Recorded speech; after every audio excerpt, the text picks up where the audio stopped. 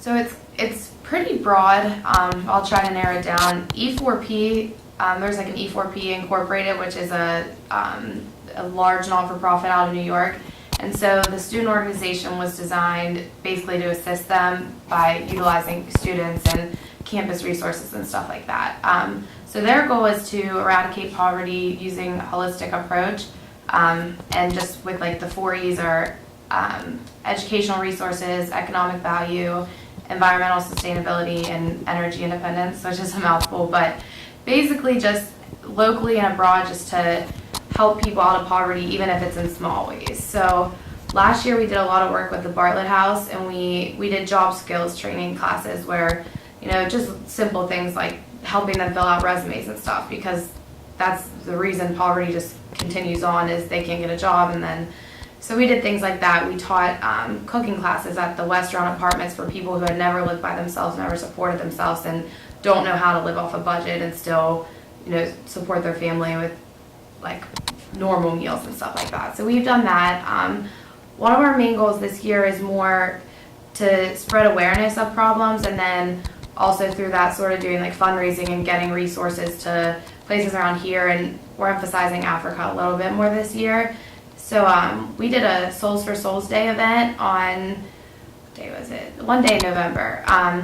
And it was basically, we partnered with Souls for Souls is another not-for-profit. And they did this worldwide event where you took off your shoes for an hour of the day and then took pictures and posted it to social media. And they had an outside donator who would give $1 for every picture. And more so than the fundraising, it's just the point, we're standing on campus and people would pass by like, oh, why are they barefoot, and it's, people don't realize that there's so many children in the world who don't have shoes. And, for me personally, like, until I was involved with E4p, I didn't really realize, I knew Africa's poor and, South America's poor, but you don't realize how widespread it is here and abroad. So we're definitely focused on awareness. We're going to do a World AIDS Day event. We have a pamphlet just so people are more aware of the situation around them.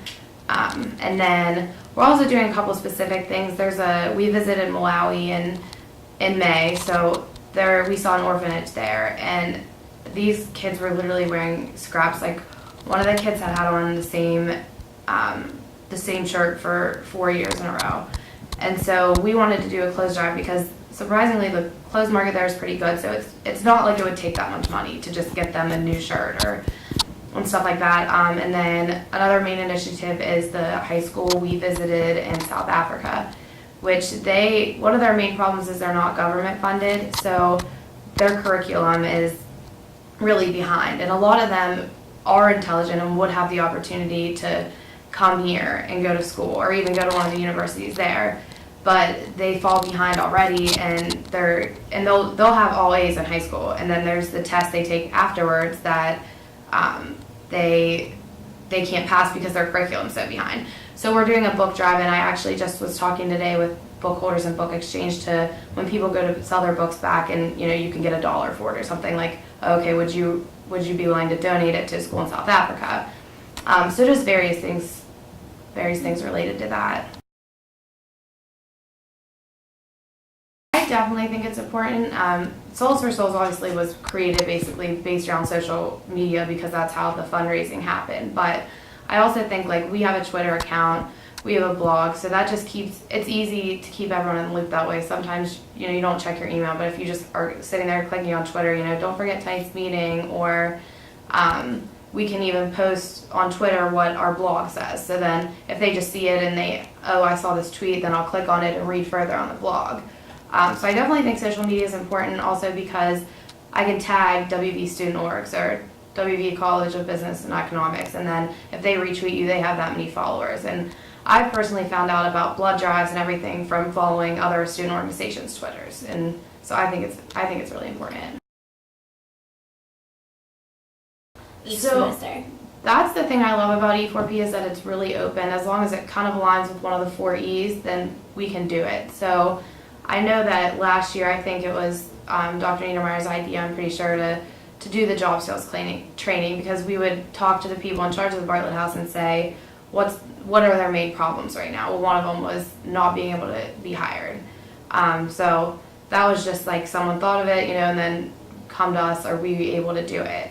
And I know with the food classes, one of our vice president this year is a nutrition major.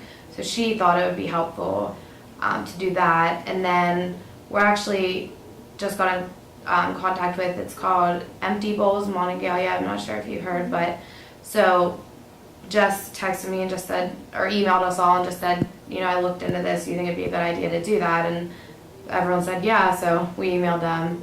So just kind of, if anyone, and we encourage that so much at the meetings, if anyone has an idea, just tell us, like, we'll back you on it. Just that we're always looking for more ideas, and it's not a huge commitment. If you say, I want to be in E4p, it's not, you don't have to pay, like, we don't, in membership dues, we don't have required service hours. It's just, there's, you know, I mean, there's so many problems that you can help with, and that's what we want to do. So if anyone was interested in getting involved in any way, or just had one idea that we could collaborate with or something like that, then we'd be more than happy to hear about it.